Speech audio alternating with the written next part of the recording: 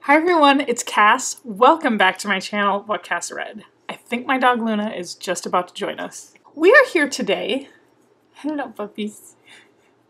We are here today to bring you my top 10 favorite fantasy series. I can't believe I've never made this video before. I have been on Booktube for about 4 years. And the first time I filmed a video that talked about my favorite fantasy books was in 2018, and that was for my 1-year Booktube anniversary. So I can't believe I've been on Booktube this long and still haven't filmed and talked about my favorite fantasy series. If you are new to my channel, welcome. My channel is primarily all about reading fantasy books, all about reading adult fantasy, dabbling in some young adult fantasy, dabbling in some middle grade fantasy. That's the bulk of what I read, and yet somehow it escaped me to film my favorite fantasy series. Now, at this stage, I've read quite a few since being on Booktube. There's some books that I read prior to ever even hearing about Booktube, and there's still so many more series that I want to get to. So, if you see this list and you're wondering why your favorite series isn't on this list, chances are maybe I never read it, or I just have a different top 10 list than you. So let's get to it. This was actually very hard for me to do. So hard, in fact, that I have some honorable mentions because I just started pulling stuff off the shelf and I was trying to actually order these in some semblance of a top 10. And it turns out when I was doing this really quickly and just like ordering it in a top 10 and taking things off the shelf, it was actually very easy for me to be cutthroat in my top 10. I've never done this before. I think it would be a lot easier for me to do a tier ranking video. And if you want to see that, let me know, because then I can have a little bit more leeway and be like, all of these are great. Let's start with my honorable mentions. And these are in no particular order, but I did have some type of reason of why they made it into this video and why they're not exactly in the top 10. This is The Bear and the Nightingale, written by Catherine Arden, book number 1 of the Winter Night trilogy. I've only read this book, and it skyrocketed to being one of my favorite fantasy books of all time.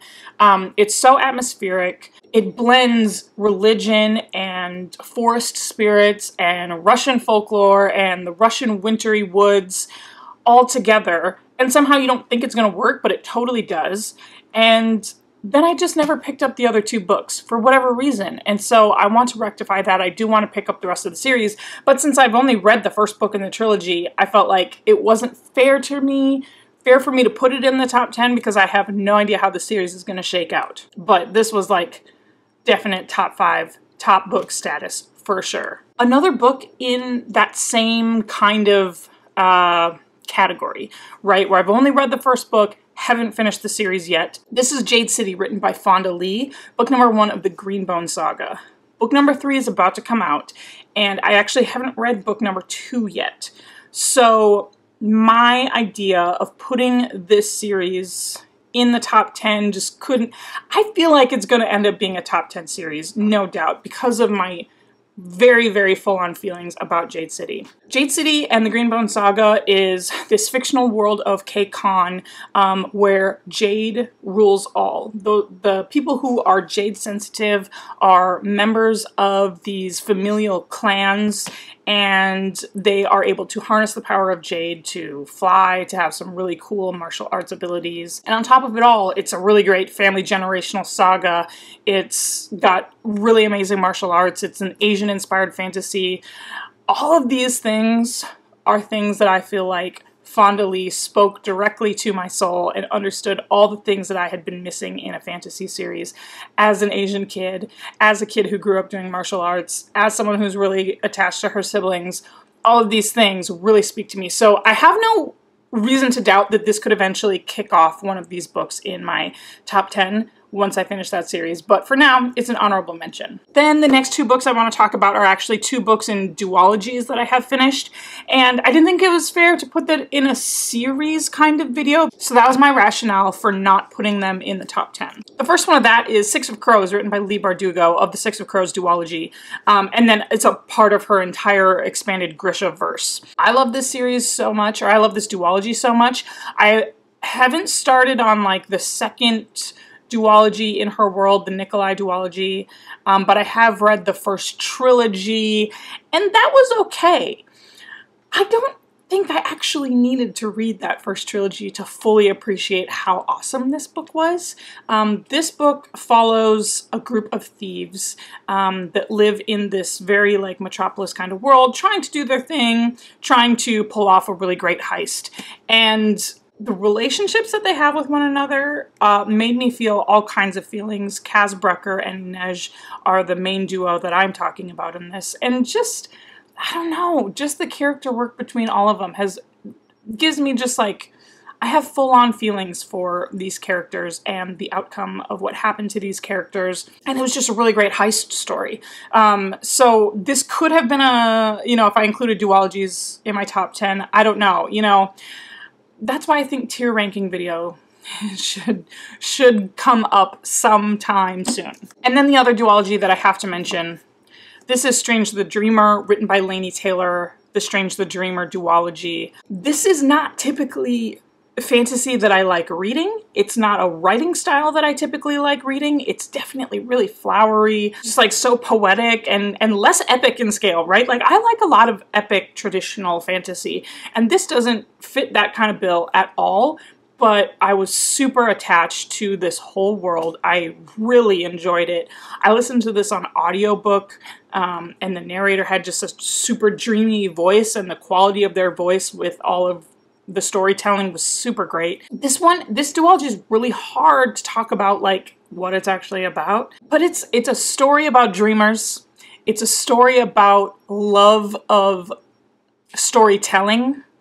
And if that sounds kind of up your alley, but with like a magical twist, I think you'd really enjoy this. I do. I love it. This will probably shock some people that this is not in the top 10 series. And there's a couple of reasons why I'm kind of conflicted about this whole series. This is The Name of the Wind, written by Patrick Rothfuss, book number 1 of the Kingkiller Chronicles. I've ranked both of these books as like really high 5-star books.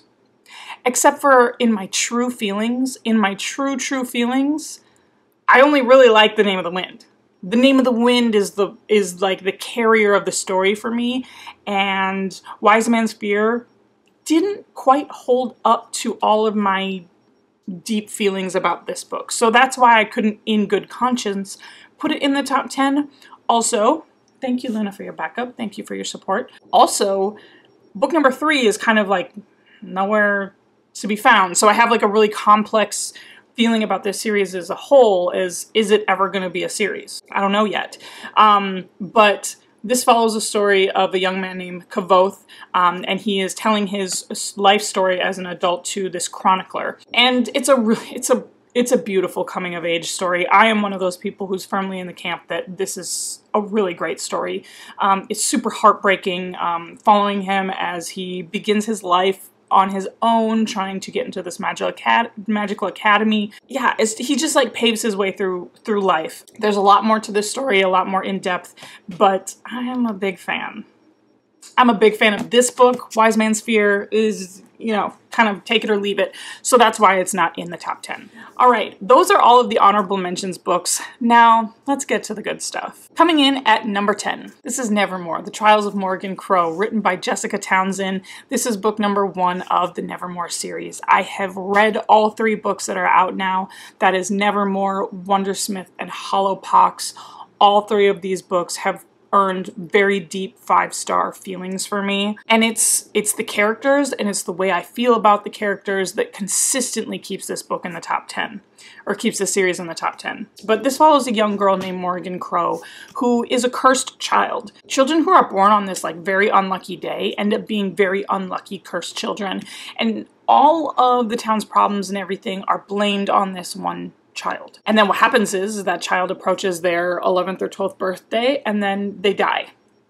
And then the cycle starts all over again. So Morgan is approaching her big birthday, and she's fully expecting to die on this evening, and then, that's it. She's not going to have to bear the burden of everybody's bad luck anymore. But as these things happen, at the strike of midnight, a mysterious character named Jupiter North whisks her away into this wonderful world of Nevermore, and her adventures begin from there. It is a story about you know, trials and tribulations, not just the trials that she goes through actually in this book, but trials and tribulations of a young girl growing up, someone who is an outcast in not only her family, but in society. There's some very like quotable things in this whole series that I constantly reflect on, and I've reread this series like 3 or 4 times, probably more than some of the series that you'll see for the rest of this video. I can't wait till the next book comes out. I'm always going to be a big fan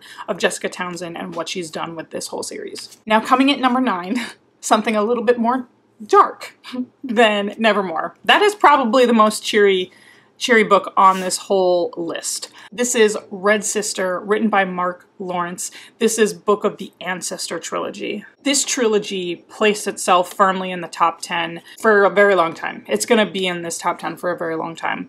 This follows a young girl named Nona Gray. She's collected up and sold by this person who ends up like selling children. She finds herself being convicted of a crime, and we don't quite know how she got to this point, but at the moment that she's convicted of this crime, there is a nun who comes along from the Convent of Sweet Mercy and ends up, you know, working something out so that way she, instead of being hung for her crime, she is brought to the convent and rescued and begins her life from there.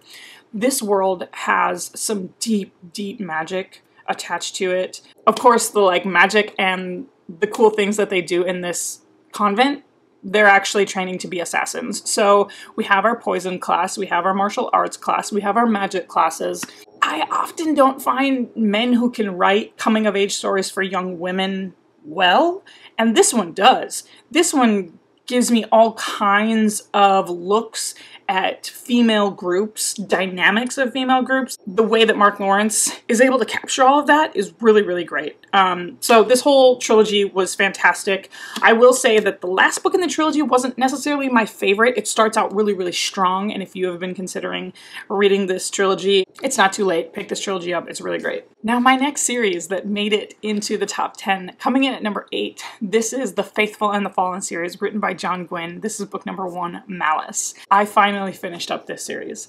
This series has had its ups and downs with me on this channel. I started it almost 3 years ago, and I finally just finished this series last month. And let me tell you, this series builds and builds and builds and builds until I don't know what I was doing with that last book. I mean, the last battle was so insane. It took up like the last 40% of the whole book. There's a huge multitude of characters that I felt so much, and one of the best things about this is I didn't realize I was developing all of these feelings for these characters. It just came out of nowhere when finally I'm in the 4th book reading it and having very big feelings about what's happening to these characters on the page as we go through our final pages, as we go through this final battle. It was insane.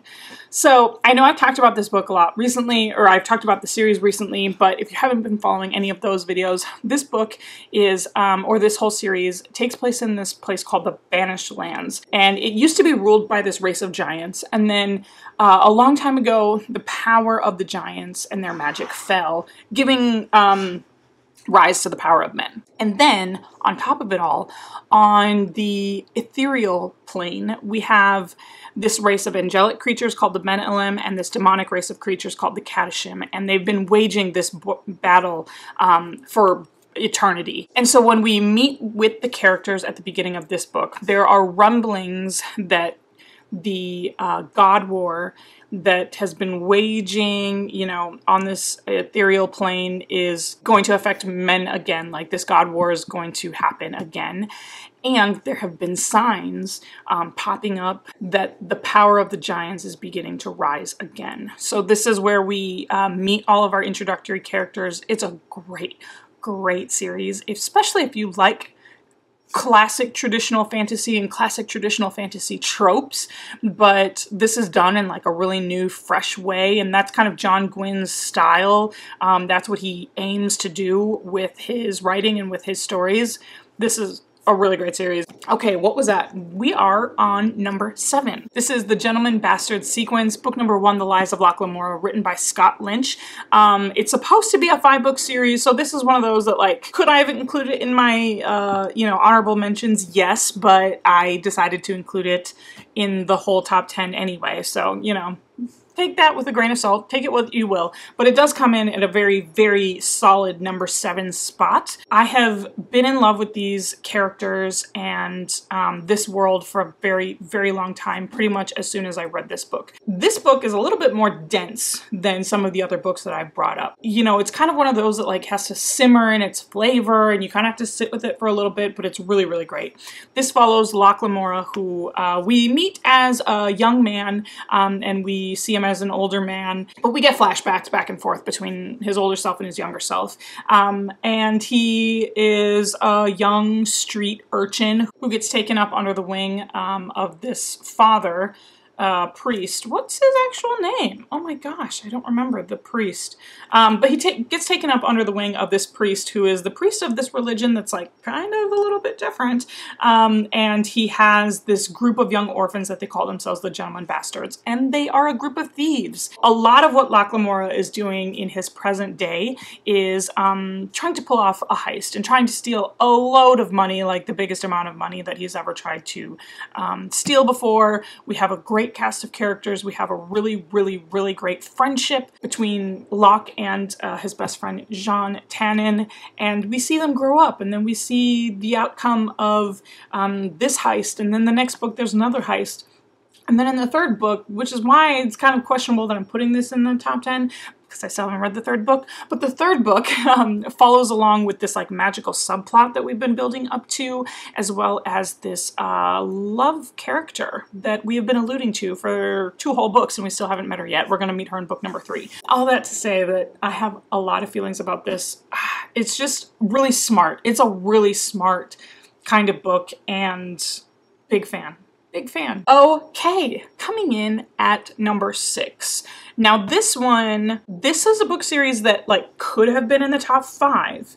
It just got edged out for one main reason. So I'm talking about the Mistborn trilogy written by Brandon Sanderson. This is book number 1, The Final Empire. This series starts off strong, finishes off so amazing. But for me personally, I think I'm in the minority here, but for me personally, the middle wasn't my thing. And that's because the middle book was definitely more of a political plot line. And after the events of this book, it was kind of a little bit of a letdown. Now, you know, thinking back on it, I probably judged it a little bit too harshly. Overall, this whole trilogy is a very, very solid number 6 on my list. So this book follows a young woman named Vin and this young man named Kelsier. And we are in this world where the Lord Ruler, who happens to be the Dark Lord, won, and these people are extremely oppressed. We have the nobility, and we have these people called the Ska, and this whole city is covered in ash, and it's just like a really dreary, atmospheric kind of place, very, very dreary. But Vin finds herself you know, taken up with a crew of people. I think that's been a theme for a couple of these books now, because she exhibits these magical powers. And in this world, you ingest metals, and depending upon the metals that you ingest, it grants you different powers. You could fly, you could be really strong, etc. There's lots of different powers. Vin finds herself being able to wield all of the metals, and therefore being able to wield all of the magic. And so that puts her in a kind of different class of magical users called the Mistborn. So she finds herself in this rebellion kind of plot, and it all goes from there, and it's really great. Kelsier is one of my favorite characters in all of fantasy, I'll say that. And the role that he takes in this book is super great. The conclusion, like I said, the conclusion of this trilogy is just kind of out of nowhere and super epic. Really enjoyable. Number 6, this is the Mistborn trilogy. Coming in at number 5, this is A Song of Ice and Fire, written by George R.R. Martin, book number 1, being a Game of Thrones. So obviously this is a super popular series for a lot of people because whether you have only watched the HBO adaptation or you've read both the books and watched the HBO adaptation like myself, I read this a very long time ago. I've kind of been thinking that, you know, I want to read it again just to see if my reading thoughts about this have changed, but I don't think that they have. This is such a complex world, super dark, super gritty, amazing character work. I don't know that you could ask for more, honestly, except for maybe the last 2 books. Okay, shade over. But anyways, so this obviously takes place in this world of Westeros, where it used to be ruled by this family called the Targaryens, and they had been overthrown during what they call Robert's Rebellion. This man named Robert Baratheon, his best friend Ned Stark, have started a rebellion because the son of the Targaryen king kidnapped Ned's sister / Robert's love of his life, and they started a war over it and decided to overthrow the Targaryen line. This start of this book series takes place several years after the end of Robert's Rebellion, where Robert Baratheon has been king on the throne for a long time. Ned Stark has been warden and warden of the North and lord of his stronghold Winterfell, and they've all got grown kids and raised a family. As what happens with rebellions, there's a lot of simmering underground of whether or not there should be a different person on the throne. Is the Targaryen line actually vanished? And can Robert, can Ned, and the Stark family, and the Baratheon family, and the other powerful families of Westeros, like the Lannisters and the Targaryens, can they all agree on who rules the Iron Throne of Westeros? The answer is no, and that's why we have 5 books currently out. There's subtle magic in the actual books. So it's not like we get a lot of characters who are actually using magic purposefully the way that we have, you know, with The Faithful and the Fallen, the way that we have with the Mistborn trilogy. But if you like battles, if you like political scheming, if you like wolves, you'll like Game of Thrones if you haven't read it yet. Wow, I can't believe I did a synopsis on Game of Thrones. That was kind of crazy. I've never actually given a book synopsis on Game of Thrones because I just assumed people knew what it was about. But thinking about it in that sense, like going all the way back to the beginning of Robert's Rebellion and overthrowing the Targaryens, crazy. Okay, we are at number 4. This is Traitor's Blade, written by Sebastian de Castell. This is book number 1 of the Greatcoat series. I read the whole Greatcoat series on audiobook and highly recommend that.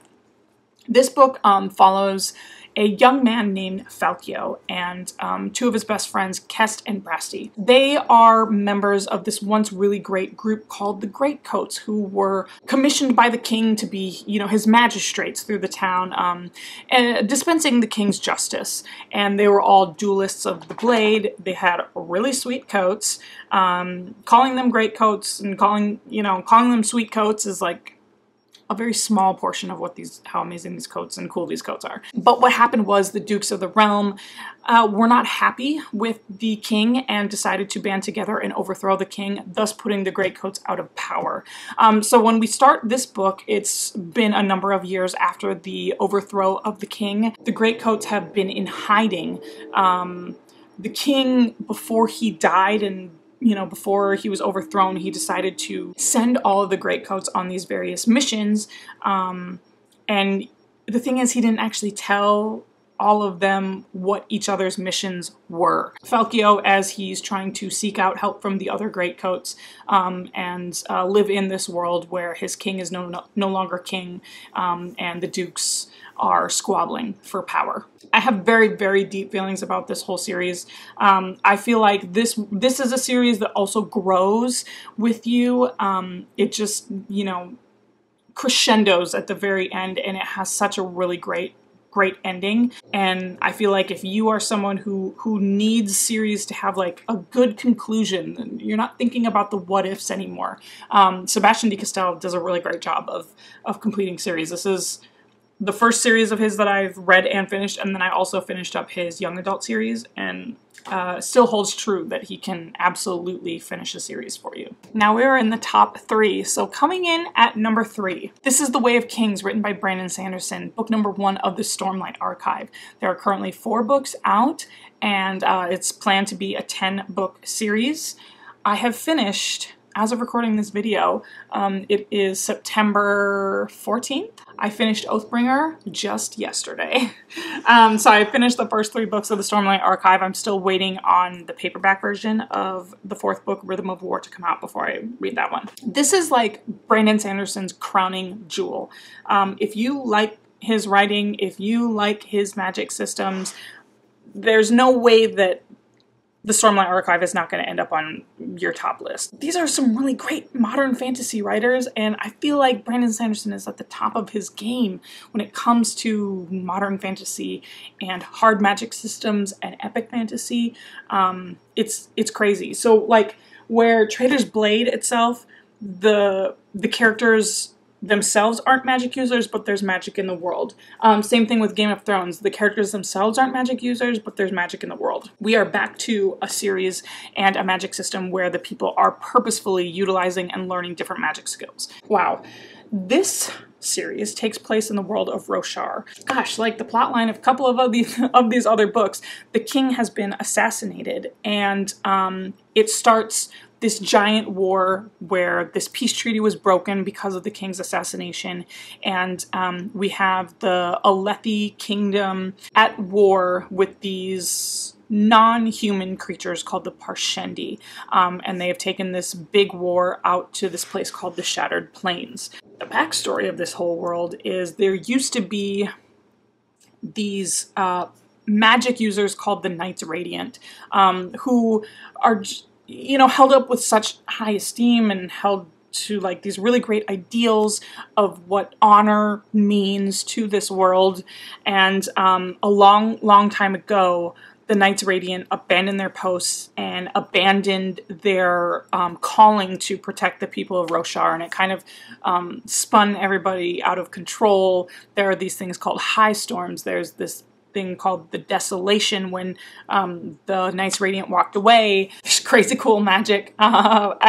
This is a 1,000-page book. So trying to explain the synopsis of this whole series, this is just the beginning, but we follow an amazing cast of characters. Again, if you're looking for a really great cast of characters, these are some of the best written characters that I've encountered. Now, when I was coming up with my list, this was really hard to put book series 1 and 2 in the order, but I'm pretty satisfied with the order, and once you see this book, you'll probably be able to guess what my top fantasy series is. Coming in at number 2, I decided to include both of these. I did include The Hobbit, which is the prequel to The Lord of the Rings. This is book number 1, The Fellowship of the Ring, The Lord of the Rings trilogy, and to me, this is, you know, this is all one story. We follow in book number 1, this wizard named Gandalf has come across this place called the Shire, where these magical creatures called hobbits live,